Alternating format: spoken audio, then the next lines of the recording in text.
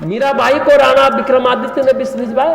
मीरा ने कहा मेरे पास कृष्ण नाम का अमृत है, इसे पी जाती और पी गई, कुछ नहीं हुआ।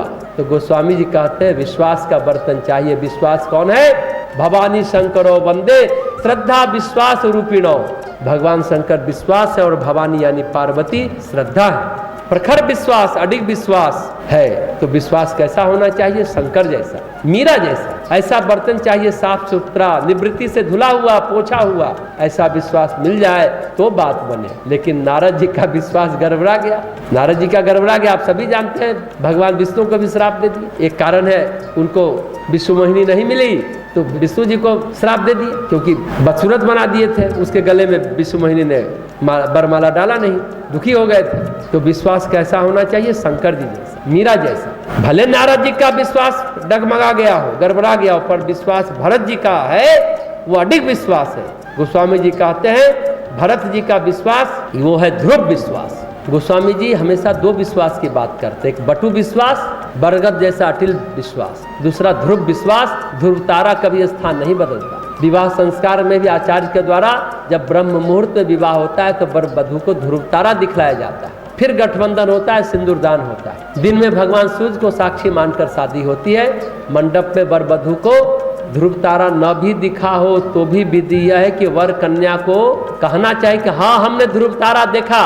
बादल हो, सुबह में शादी हो रही हो तब भी ये नहीं कहना है कि नहीं दिखा, कहना हाँ हमने ध्रुव तारा देखा।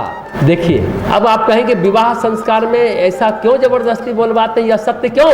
सोचने की बात है। ध्रुव है विश्वास। अच्छा बताइए, विश्वास का आधार क्या है? देखना या मानना? मानना है ना।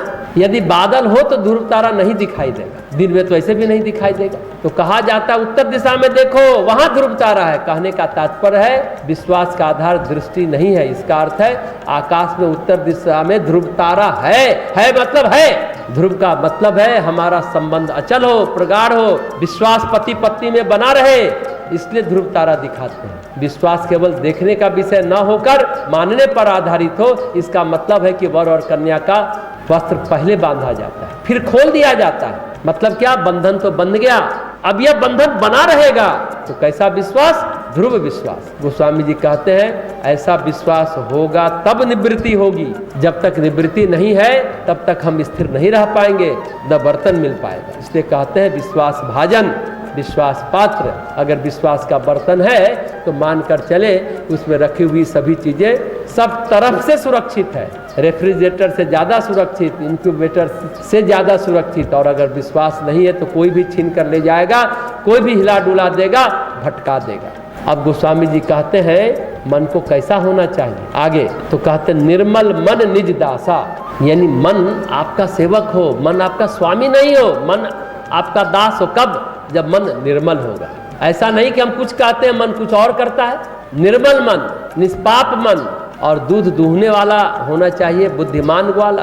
बुद्धिमान ग्वाला होता है, उससे गड़बड़ नहीं होती, फटाफट दूध निकाल लेता है गाय से। दूध निकालना भी एक कला है, एक आर्ट है। सब कोई दूध नहीं निकाल सकता।